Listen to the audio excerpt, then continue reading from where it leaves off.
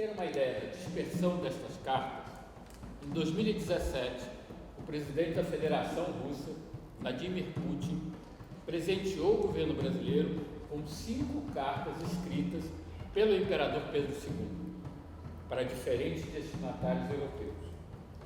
O gesto de boa vontade da diplomacia russa foi uma encomenda. O governo Putin as comprou com esta finalidade pouco antes em leilões nos Estados Unidos, que poderia ser apenas anedótico ou um mimo inusitado, confirmou que poucos sabiam àquela altura. Quase 2 centenas das cerca de 900 cartas escritas pelos imperadores brasileiros estavam em posse de colecionadores e instituições estadunidenses há quase um século e permaneciam quase todas inéditas no Brasil. O percurso das cartas é revelador do zelo que o imperador Pedro II lhes devotava, tendo carregadas do pai e as suas como um tesouro pessoal por toda a vida.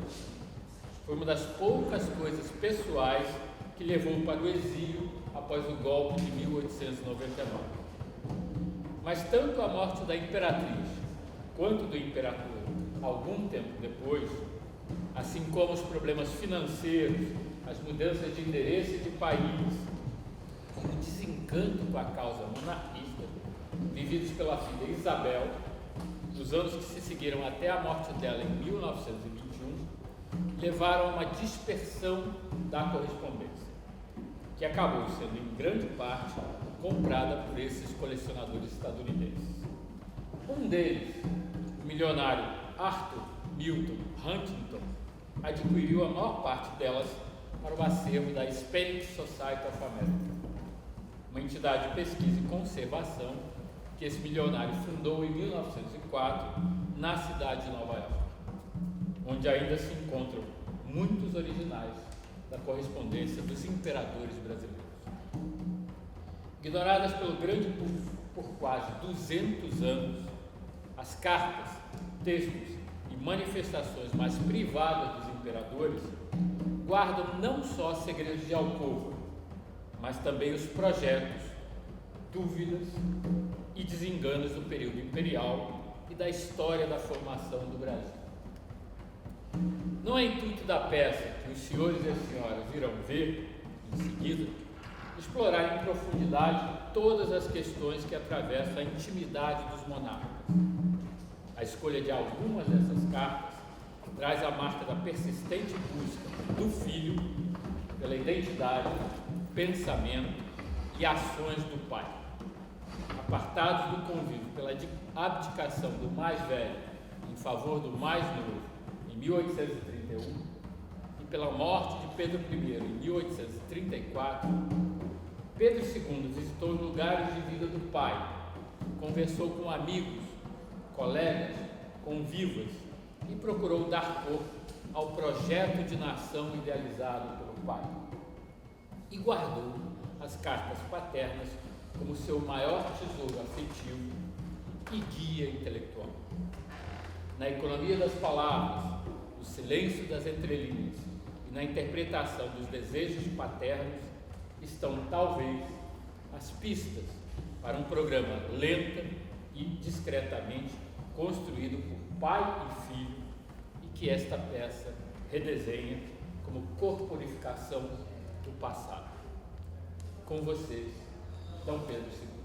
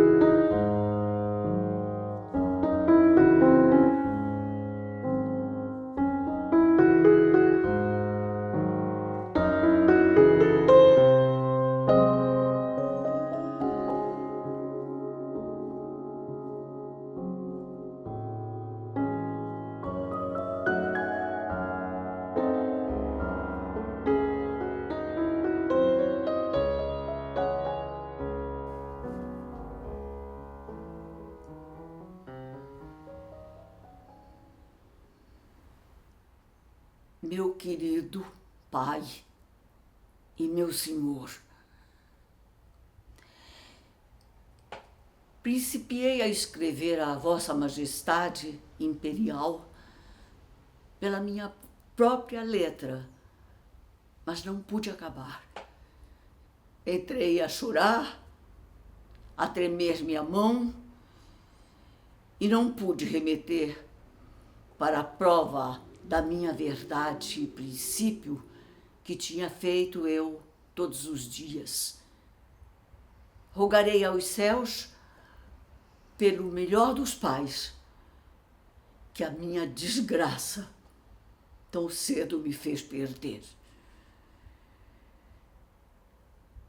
Sempre serei obediente filho e seguirei os ditames de meu augusto pai. Beijo as augustas mãos de Vossa Majestade Imperial como obediente filho, Pedro, com o maior respeito e saudade.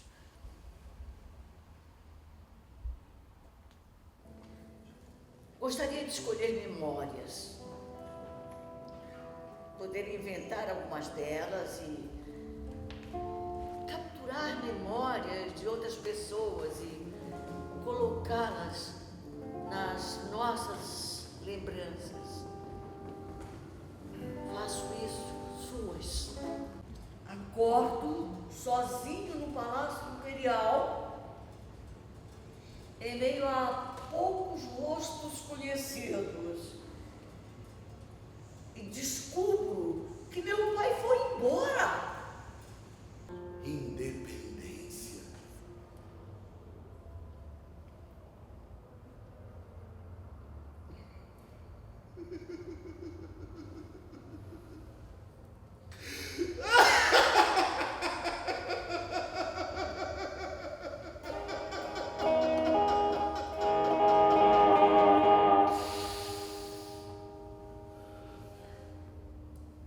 Eu sinto cheiro de independência. Independência.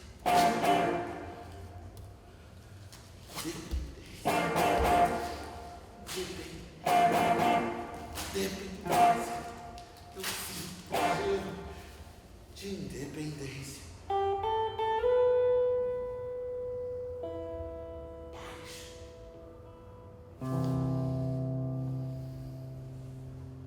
E nem daguerreótipo existia quando o papai nos deixou. A minha e minhas irmãs. Ele precisou, eu entendo. Era seu dever. Mas senti falta dele, de tê-lo conhecido, de tê-lo ao meu lado, me aconselhando como lidar com os embaraços da vida. Não que eu tenha me saído mal, não. Acho que não. Fui bem mais discreto do que ele, que era escandaloso como só.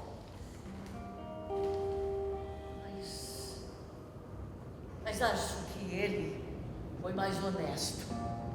Aí eu fiquei curiosa, pensando assim, o que uma criança, cara, de 6 anos,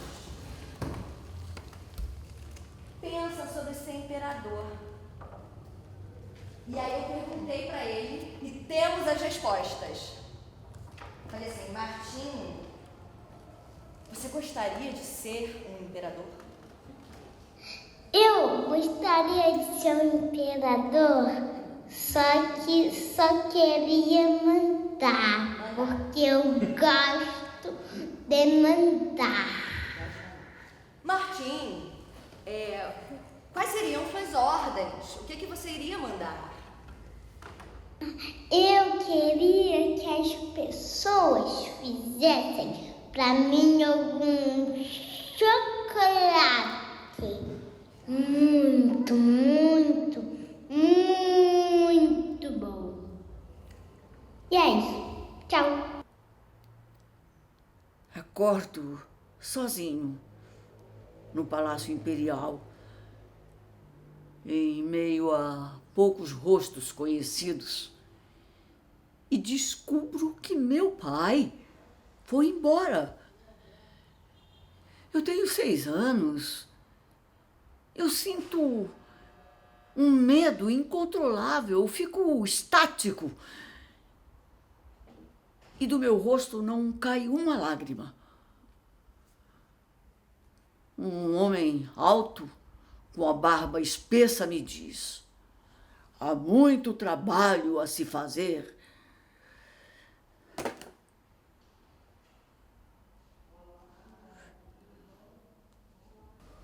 Da primeira vez que eu ouvi falar em órfão coroado, eu fiquei pensando assim, tá, órfão coroado.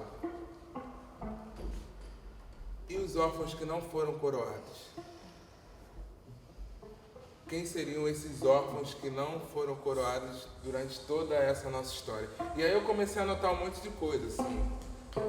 Anotar, escrever, como quem escreve cartas.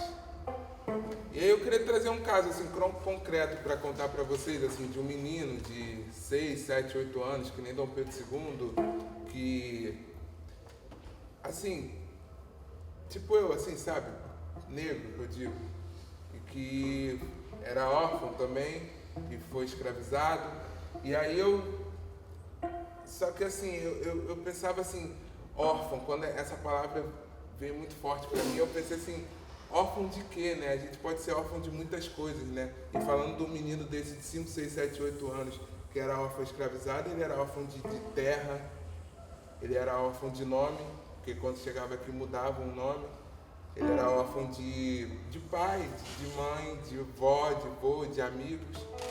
E aí eu pensei como eu poderia trazer isso aqui mais uma vez, né? E aí eu fiquei pensando nos movimentos e todas as insurgências que tiveram no período que os Pedros tiveram aqui no Brasil, né?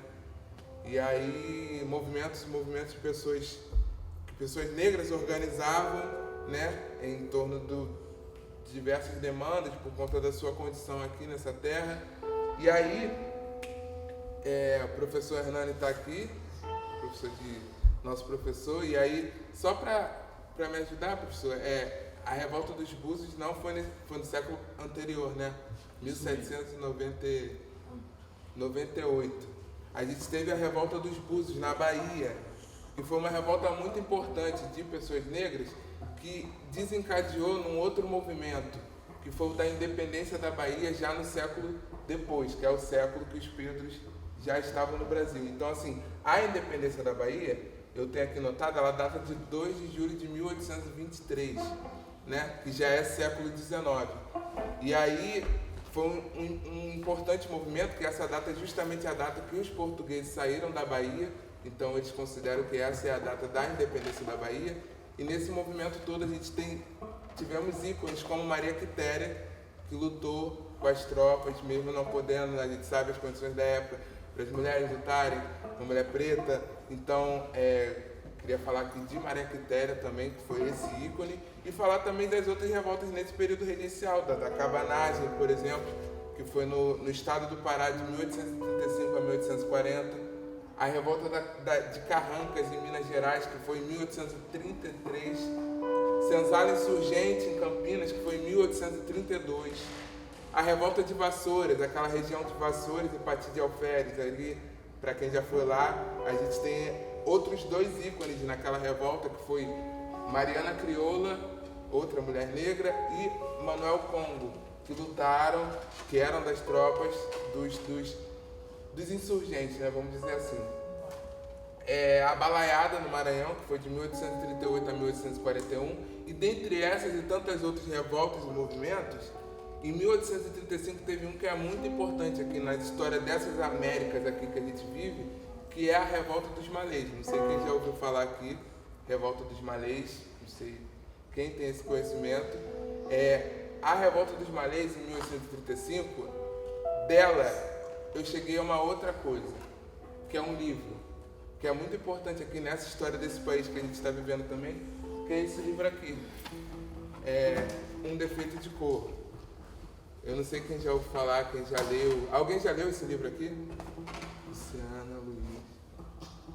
é um livro de outra mulher negra que se chama Ana Maria Gonçalves, mineira, que é uma grandiosíssima obra desse Brasil e do mundo, e ela conta justamente a história de outra mulher negra como ela, só que africana, que foi escravizada no Brasil. E é um livro enorme, tem um peso maior do que parece, porque é uma vida aqui dentro. Então, assim que eu pensei em Revolta dos Malês, eu pensei nesse livro, porque justamente tem tudo a ver. E aí, no Defeito de Cor, a Ana Maria Gonçalves, a autora, ela começa o livro na página 9, e ela fala justamente de um termo, que eu não sei quem já ouviu aqui falar, é serendipidade, o nome desse termo. Serendipidade, eu vou ler aqui justamente o que ela botou no livro. Serendipidade então passou a ser usada para descrever aquela situação em que descobrimos ou encontramos alguma coisa enquanto estávamos procurando outra, mas para a qual já tínhamos que estar, digamos, preparados para encontrar. Então é quando você está indo, vai procurar uma coisa, acha outra, e essa coisa faz todo sentido para você, enfim, serendipidade. E aí, isso ela diz na página 9. Ela diz na página 9. Quando eu cheguei na página 11 desse livro, procurando alguma outra coisa, eu encontro uma outra coisa, que também foi de muito valor para mim, para essa pesquisa, para essa viagem que eu entrei, depois que eu ouvi o termo órfão coroado. Isso tudo começa no órfão coroado. E aí, eu queria... Luiz, tem como tu ler para mim o que ela escreveu na página 11 desse livro?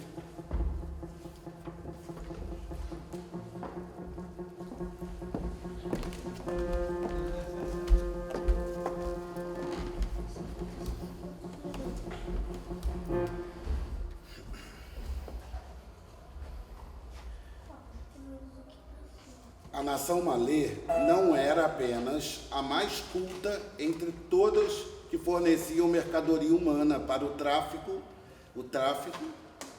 repugnante. Em verdade, os escravos, provindos dessa nação, alcançavam os preços mais altos, sendo não só os mais caros, também os mais disputados. Serviam de professores para os filhos dos colonos, estabeleciam as contas dos senhores, escreviam as cartas das iaiás. Pode repetir essa parte? Escreviam as cartas das iaiás. Intelectualmente, estavam bem acima da parca instrução dos lusos, condes e barões assinalados, e analfabetos, ou da malta, de bandidos degradados à longínqua colônia. O mais culto dos malês era o Alufá Licurã. Levantaram-se os escravos, dominaram e ocuparam a cidade. Logo derrotados pelo número de soldados e pela força das armas, a ordem dos senhores furiosos foi matar todos os membros da nação malês, sem deixar nenhum. Homens, mulheres e crianças, para exemplo. Ordens executadas com requintes terríveis, para que o exemplo perdurasse. Assim aconteceu. Obrigado. Obrigado.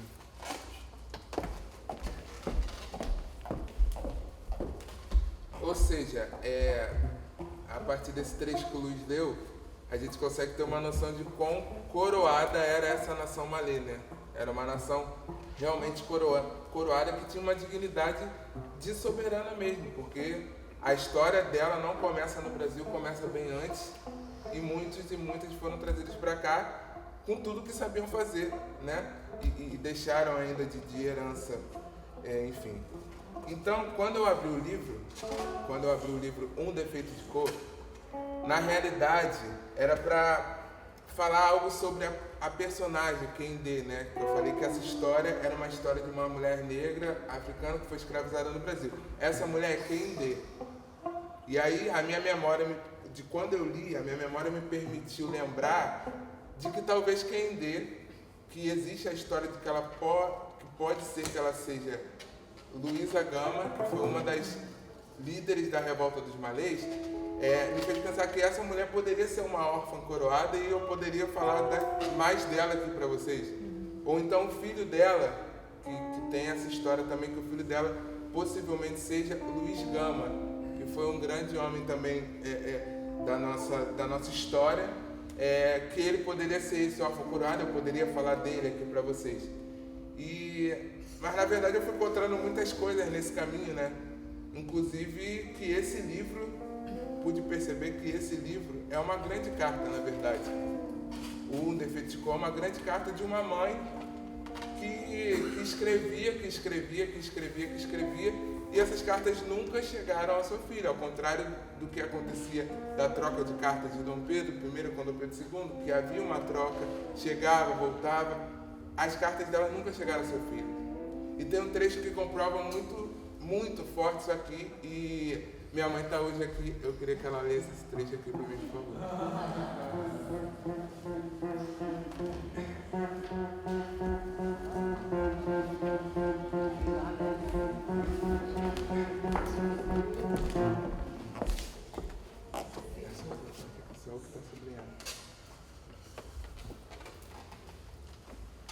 Savalu, Uidá, Ilha dos Frades, São Salvador, Itaparica, São Luís, Cachoeira, São Sebastião, Santos, São Paulo, Campinas, Uidá, Lagos. Era lá, em África, que eu deveria morrer, onde tinha nascido. Mas aqui estou, indo morrer no Brasil, na sua terra. Será que posso considerar isso uma última homenagem? Como a única coisa que uma mãe à beira da morte pode fazer por um filho.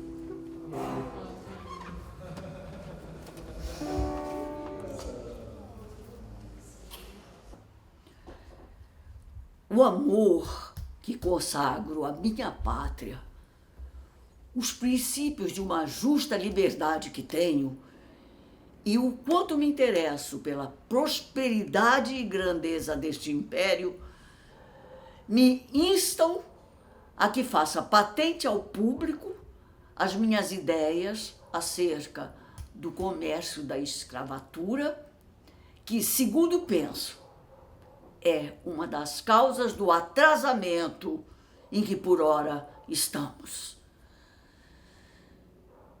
Poucas pessoas ignorarão que a escravatura é o cancro que rói o Brasil. Posto isto, é mister extingui-la.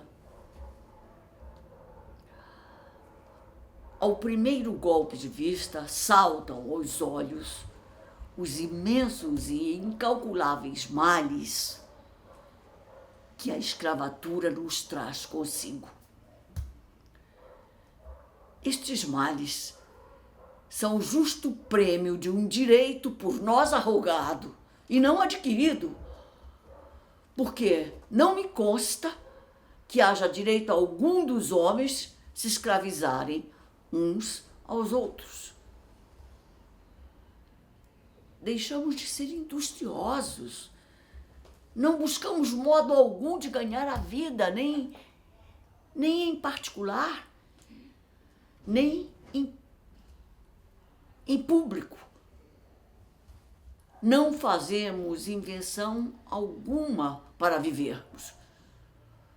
Porque quem tem um escravo manda-o a ganho. Não lhe importa que ele roube, fira ou mate, contanto que ele lhe traga o dinheiro que lhe estipulou por dia. Se o escravo assim não o faz, pancada de criar bicho.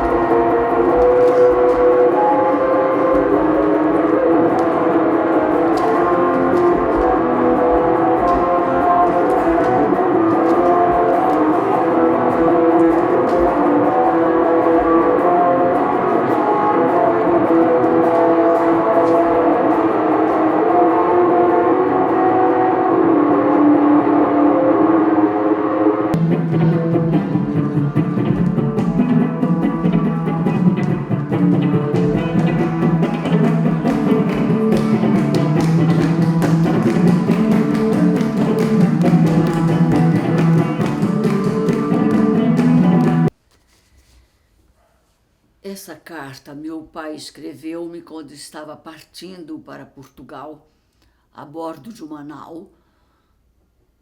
Nós nunca mais voltaríamos a nos ver. Meu querido filho e meu imperador, muito lhe agradeço a carta que me escreveu. Eu mal a pude ler, porque as lágrimas eram tantas que me impediam a ver. Agora que me acho, apesar de tudo, um pouco mais descansado, faço esta para lhe agradecer a sua e para certificar-lhe que enquanto vida tiver, as saudades jamais se extinguirão em meu dilacerado coração. Deixar filhos, pátria e amigos, não pode haver maior sacrifício, mas levar a honra ilibada, não pode haver maior glória. Lembre-se sempre de seu pai. Ame a sua e a minha pátria. Siga os conselhos que lhe deram aqueles que cuidaram na sua educação e conte que o mundo o há de admirar e que me hei de encher de ufania por ter um filho digno da pátria. Eu me retiro para a Europa.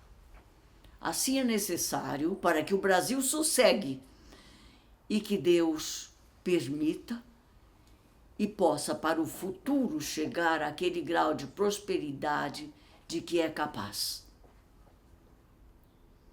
Adeus, meu amado filho. Receba a bênção de seu pai, que se retira saudoso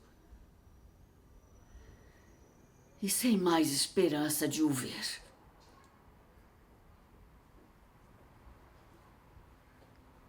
Hoje é dia de festa, com as nossas almas, pra menino não sei quem, uma saga de calmas.